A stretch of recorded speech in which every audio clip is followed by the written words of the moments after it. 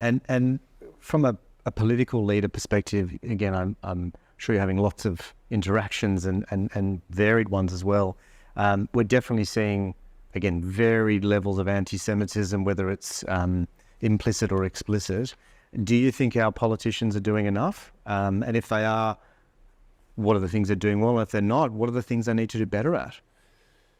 It's a very challenging question.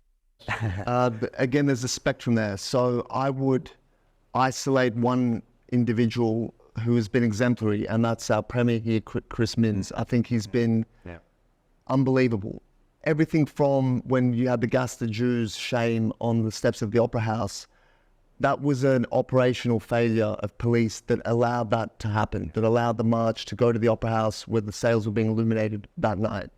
Chris Minns could have shifted blame onto the police or to his minister. He didn't. He owned it, which was an act of leadership and also solidarity with the Jewish community. If you look at the words by the Prime Minister, he has been very consistent in supporting Israel at this time, both in the immediate aftermath of October 7th and since, despite certain developments this morning and overnight about voting at the UN General Assembly about a ceasefire. The position of the Australian government remains to not support an permanent and unconditional ceasefire. Their position is that Hamas must be destroyed, dismantled in their language, which means it has to be destroyed. There's no other way to dismantle it.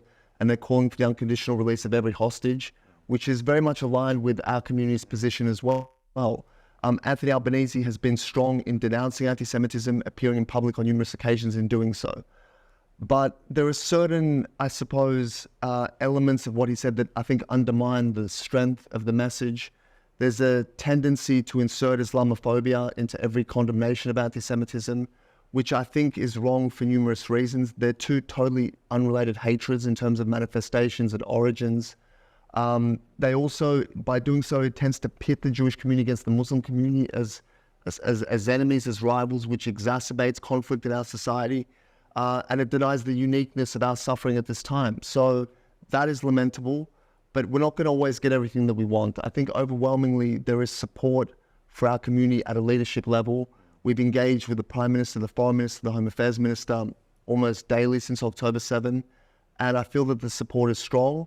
We were concerned that as time passed from October 7, that support would start to fracture within the party and dissipate. That hasn't really occurred. And I think that's a testament to, firstly, the quality of our political leaders, but also the work done by so many in our community